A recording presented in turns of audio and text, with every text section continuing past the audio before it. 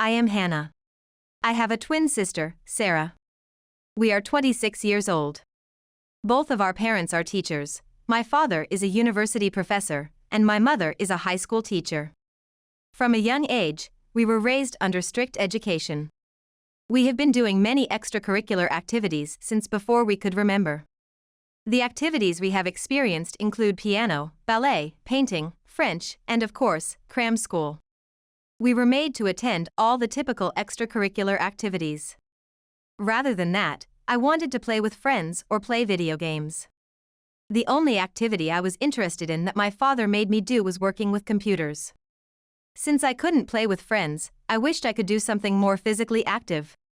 Sarah and I look almost the same, and even our classmates often made mistakes. When we were young, we wore similar or matching clothes, and everything was given to us equally.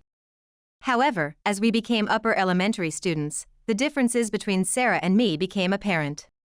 Hannah, Sarah. You have finished grading the tests today, haven't you?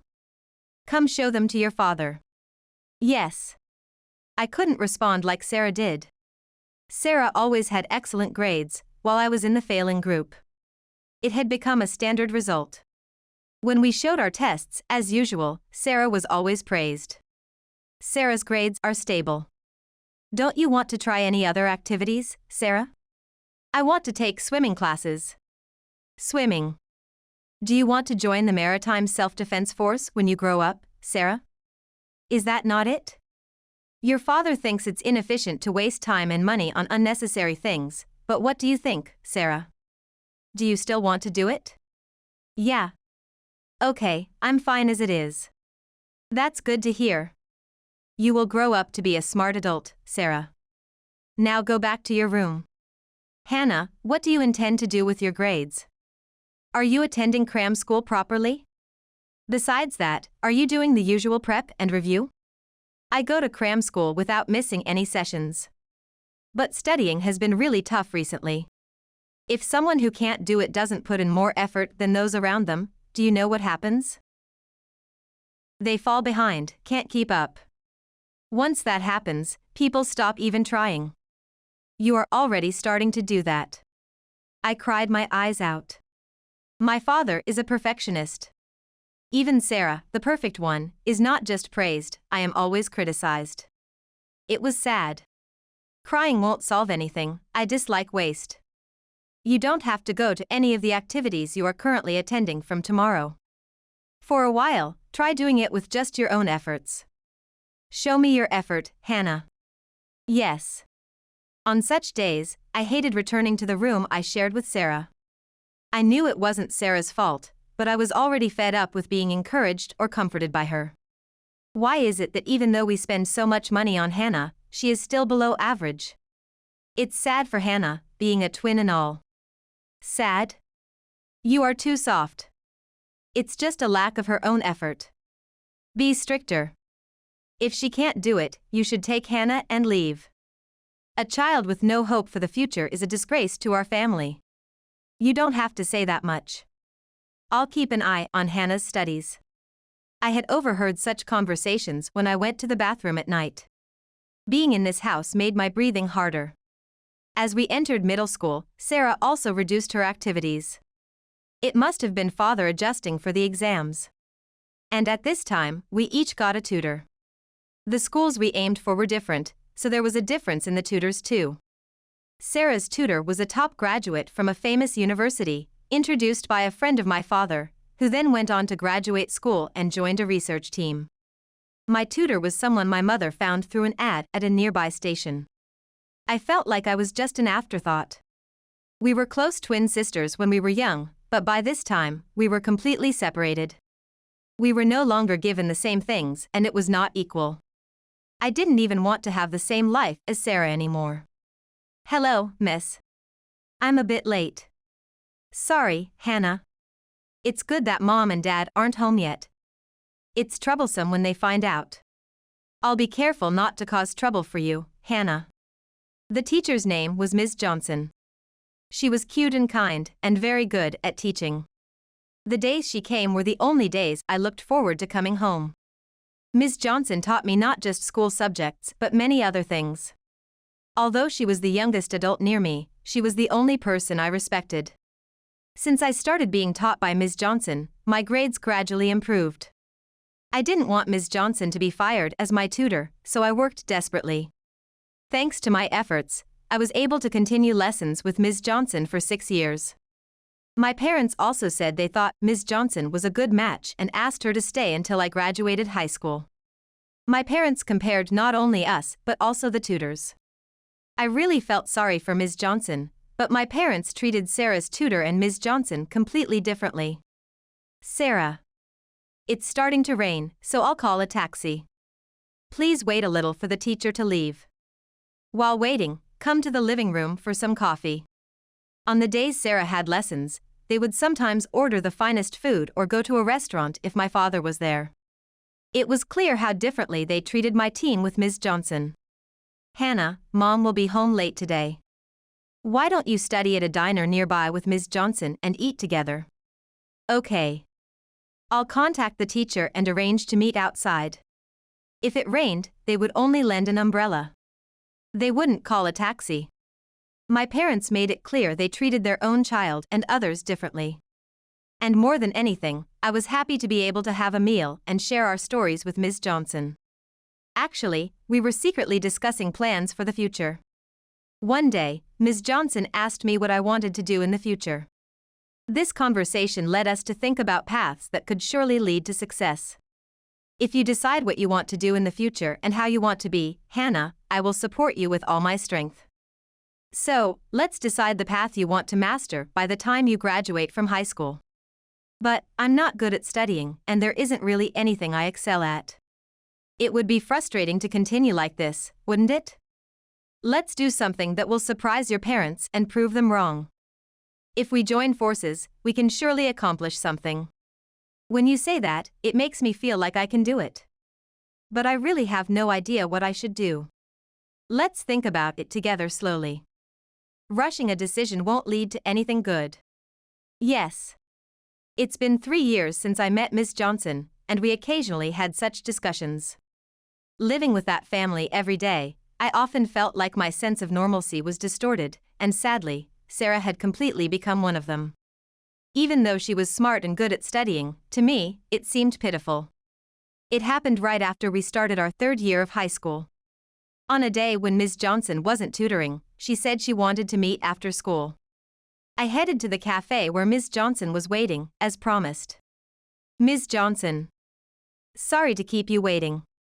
The teacher's lecture was long, sorry for making you wait. That's okay. What would you like to drink? I had come without thinking about why Ms. Johnson called me today, not realizing that this meeting would be very important for my life. Hannah, let's decide soon. I think your parents will start asking about your future plans soon.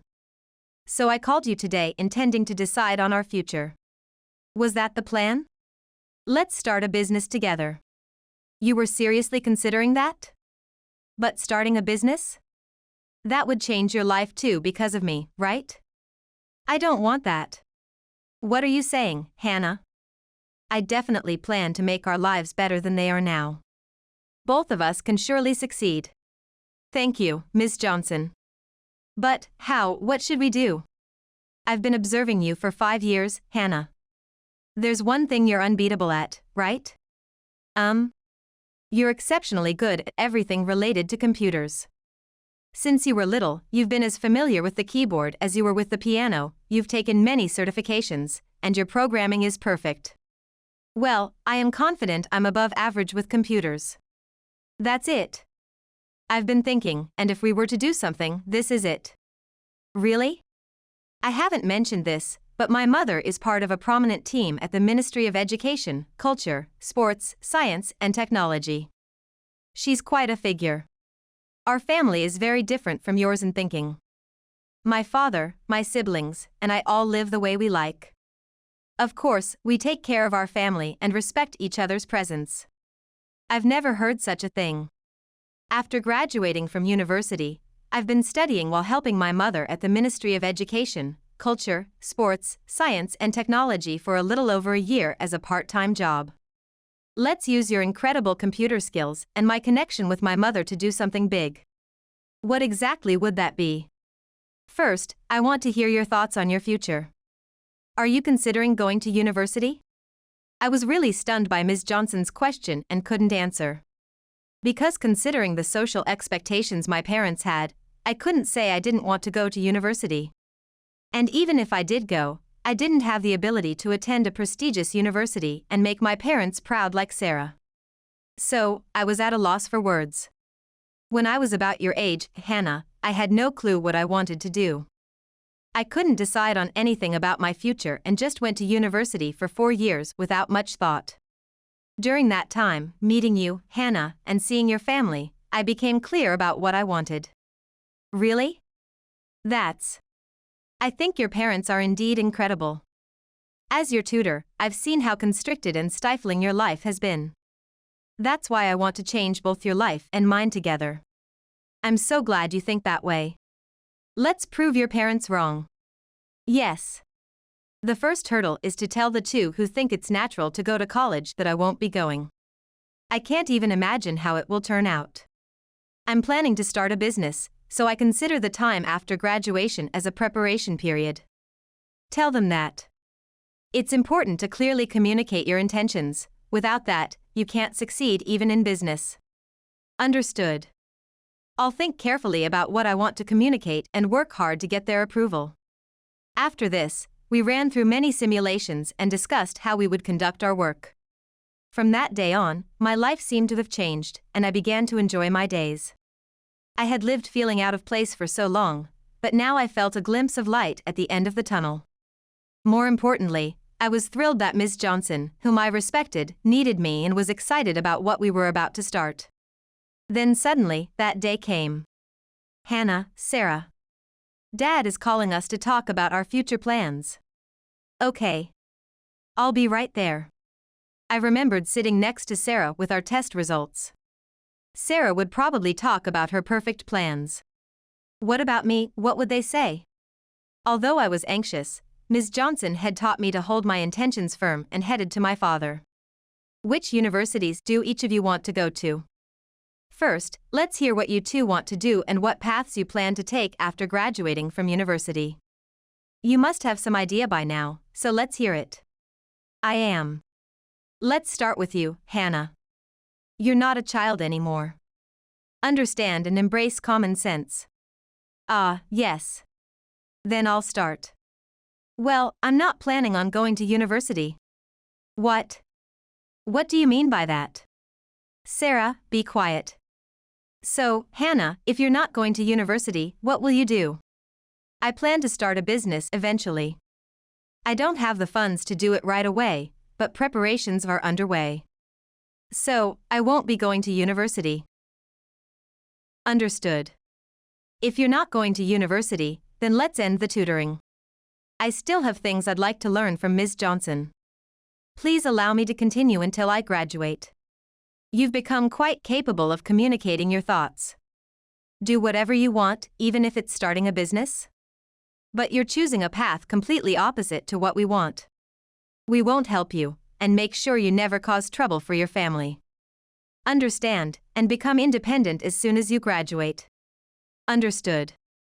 My story ended rather abruptly. I didn't listen to Sarah's story and went back to my room, but I could tell from the same house that they were having a peaceful conversation. I felt both a sense of accomplishment and loneliness for having expressed my thoughts and being understood. I wasn't sure whether I was envious of Sarah somewhere deep down. As high school was coming to an end, I focused on working part-time jobs to gather funds for my independence. After graduating safely, I moved out of the house. Sarah had been accepted into the university she wanted, and both our father and mother were very happy. I knew I was looked down upon by Sarah completely, but I tried not to mind it as we were aiming for different things. Hey, you were talking about starting a business, right? You're going to fail anyway, so you better start looking for a job soon. You can't study, you have no academic background, your situation is the worst. Wouldn't it be better to look at yourself more objectively? Thanks for the advice. Well, I'll do my best. Good luck to you too, Sarah. You have the nerve to tell others to do their best. Dad didn't say anything, but he was appalled. But considering the useless tuition we'd be paying for someone with no future prospects, maybe your choice was a filial act after all. Yeah, sorry to worry you. That was the last conversation I had with my sister before I left home. I ended up living with Ms. Johnson. Reality was, we still didn't have the funds to set up an office, so for the time being, we started it as a home office. To raise funds, I created and repeatedly revised games and useful apps, gradually perfecting them. Ms. Johnson went out to pitch the products I made and kept coming up with new ideas. We worked towards our goals and built up our performance. I decided that I would only step foot in that house again when I could think to myself, I've succeeded. Conversely, no matter how much time passed, there was no contact from my family. 3 years were about to pass since graduating from high school. We had completed a learning app that students and teachers could use together. Furthermore, thanks to Ms. Johnson's mother's introduction, Ms. Johnson was able to persuade many schools to adopt it. We fully accomplished our initial goal. And when the app began to spread in the public, I finally felt a real sense of achievement. We had set up our own small office, secured our own living space, and managed our lives properly. And then, after a long while, I headed to my childhood home. It still felt like an uncomfortable place for me. Are you keeping well? How's work? Yeah, pretty good. Sarah was lying on the sofa, fiddling with her smartphone the whole time, even though it had been a while since I visited. She glanced over but didn't even greet me. Is Dad home? Is he coming back soon? He should be coming back soon since I told him today that Hannah was visiting. I see. He probably doesn't want to rush back to hear some boring hardship story or hear about your failures. You didn't come here to borrow money, did you? No way. How about you, Sarah? How have you been lately? Have you found a job yet? Don't talk down to me. I came here after a long time, let's not just play with your phone and have a talk. You know, this game is much more fun than any boring story from you, Hannah. Saying that, she showed me her smartphone screen. It was the app one had created. Sarah has been all over it lately. She hasn't found a job yet. I get it already. Because someone gave up everything and left, all the expectations are on me now, and it's annoying. Sarah seemed different from the honor student she used to be. At that moment, our father came home. I'm sorry, I couldn't come back sooner. Have you been well? Yes, I've been busy, and I thought I'd come back once things settled down. What kind of work are you doing? I haven't talked about it before because you never asked, but I'm developing apps. We've even set up an office now. Please come visit sometime. What's that? Hilarious. Can you even make a living? I think I'm leading a better life than Sarah, at least. What? What's wrong with Sarah? What happened? You went to the university we sent you to, what are you doing? With your credentials, you could get into any major company or bank, couldn't you? It's fine.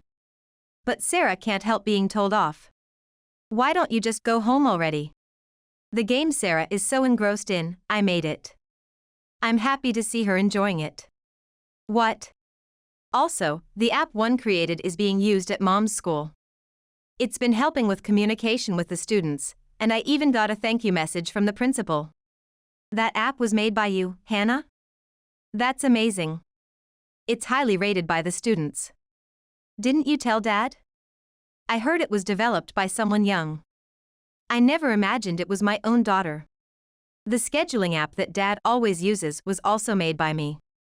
You've been telling everyone how this is the easiest app to use you've ever found, haven't you? I'm really happy that everyone is using it. Really, what is this about? Do you think you've won or something? If it's about winning or losing, Sarah, you lose. You have no idea how hard it is to achieve what she has. Hannah was just a child fresh out of high school, abandoned by her own parents, and she did well. Wait. Dad, you ridiculed Hannah so much, are you acknowledging her now? She's just a high school graduate. From having no degrees or titles to achieving this success, it's all Hannah's capability. I've always judged people based on their education and grades, but it's not just about that. You, with your high education, can't even decide what you want to do or which path to take. She's far more admirable. Dad, I've always hated how you and Mom only praise people with good grades and look down on everyone else. It was painful. So please, stop saying such things to Sarah. Hannah, you've succeeded and can now speak up for yourself. Mom is surprised. Yes. But thanks to that, I've made it this far. Now, I'm grateful. Don't act all high and mighty just because you've had a bit of success. It's none of your business. Dad and Mom, please listen to Sarah's story properly. If you're working in education, you should at least pay attention to your own children. Don't disappoint us anymore. I couldn't stand up to Dad for you two either, but I need to take a leaf out of Hannah's book. Sorry for making you suffer. I'll listen to Sarah's story properly now. Hannah, I'm sorry. I said what I needed to say and left my childhood home after a long time. It took years to prove myself to my family, but thanks to Ms. Johnson, I've made it this far, and with her, I can keep going, the strongest partner. I don't know what will happen to my family from now on, but all I can do is pray. I hope that someday, Sarah and I can return to being the close twin duo as we used to be.